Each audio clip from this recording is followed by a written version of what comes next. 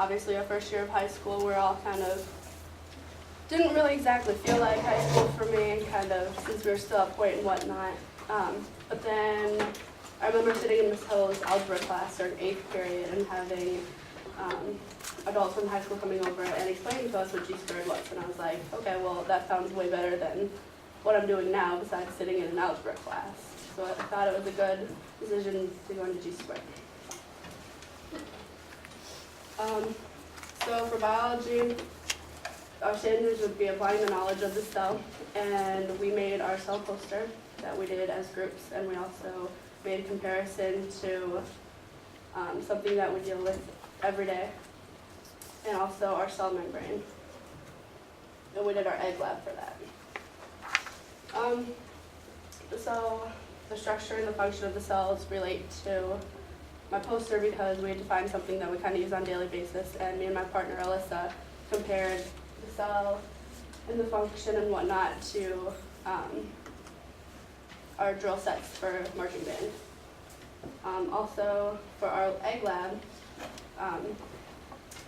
we did that experiment when we put the egg in the syrup.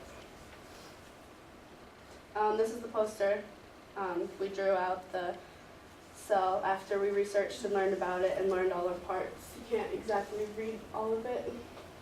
And then we compared it to the function of the cell, and that's our drawing of our drill set out on the field. Things that I learned in biology was I learned that everything is needed, that without everything, like all the parts of the cell, it wouldn't all work together. And that's pretty much the same with the marching band. And then with the egg unit that we did, I learned that the structure of the egg changes due to its surroundings. In geometry, we talked about construction, and so our standards would be using appropriate use of construction, understand congruence of rigid transformations, and experiment with transformation using the plan. So our construction that we did was we took pictures around the school with angles and shapes, and we used Photoshop to edit part of our pictures to make it more obvious what angles we were talking about and whatnot. Also, we learned how to read the E-chart because we had Dr. Fitzgerald, I do believe it was, come in and talk in the Silver Dangles class, and we also learned about acuity tests and optical illusions. This was my construction that I did. It was a picture of the coffee machine in the library. Not that I have that on there, but, and I have my different angles, and I use a compass for this. We learned how to read E-chart, an E-chart, which we use at the eye doctor and whatnot, and how distance is a big factor in this. We also made acuity tests. It also pretty much takes place with distance and colors and shapes. So basically I learned how to use a compass with multiple different ways other than just making circles with it. I learned how to make like different angles and moving things and having the same distance between it all and whatnot. So in English, this is kind of a lot to read obviously. So for the reading, we basically learned how to cite our sources and whatnot and make good inferences, and not, when we want to use parts of an article in our own work, not to basically put everything down word for word. For the writing, we wrote stories about other people and their perspective of what really happened instead of our own, which was different because I don't think I've ever done that before. And then for our speaking standards, we learned how to take multiple sources of information and how to use them.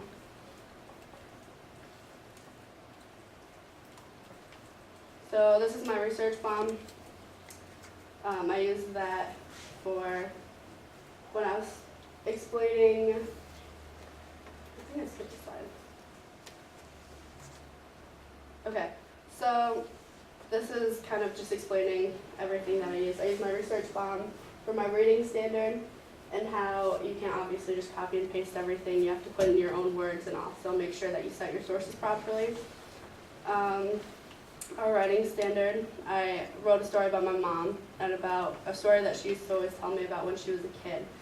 And you can't obviously, like, I wasn't around and I don't personally know what happened, so she had to tell me the story and I had to write it down in her point of view. And then for my speaking standard, I took my URLs that we used in home base that we shared with our group and whatnot, because obviously speaking in front of a group is important and part of our professionalism. So this is my research bomb. Obviously I used that. It was about, obviously back again on not copying and pasting and making inferences and putting things in your own words. This is the story, part of it, story about my mom. It's not all of it because I couldn't get it all on there, but it's part of it. And it was different because I don't think I've ever done any project like this before. So it made me think about things in completely different ways that I've never really considered before. So this is my research URLs. I had to use this for my documentary that we're doing. It's different because it's not something that you can just get help with from a friend, because we all had different parts we had to do, so you're kind of on your own and had to figure things out for yourself and you couldn't rely on others. So yeah, once again, that's basically just summing up everything I just told you. So for world history, our cause and effect of relationships and other historical thinking skills in order to interpret events and issues. Also understanding power, basically why people have it and why they maintain it for a time but not forever. And then historical periods and patterns and whatnot. So my first connection relates to our modern connections unit that we did. Also the power posters that we created in groups in class with our partners. Also our modern day contributions that we did. So this was a paper I wrote, about the Egyptians, and we had to compare them. And it kind of tied back in with the English standards too, because it's not something you could just copy and paste. You had to do your research and put your time and effort into it. And I didn't put my sources on there because I didn't have space for them.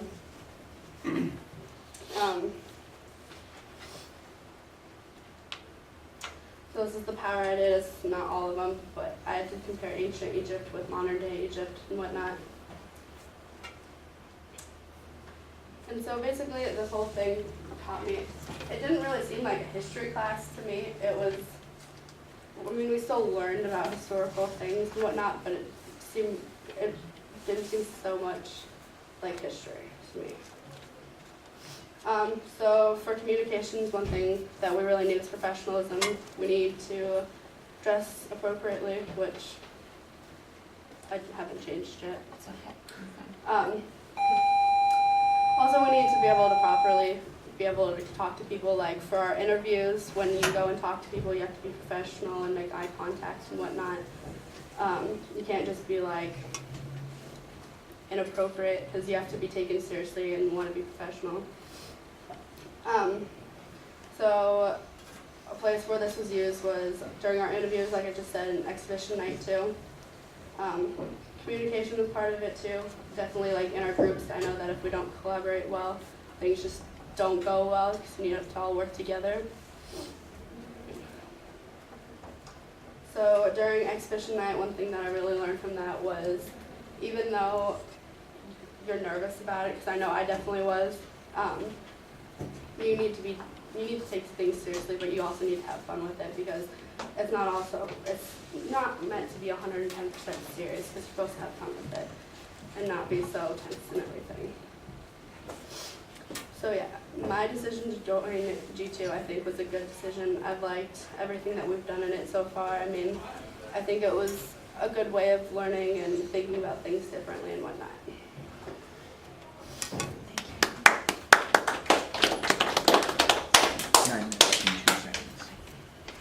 9 minutes and 2 seconds. Thank you, Megan, for going. I appreciate it. Make it up or worry about it.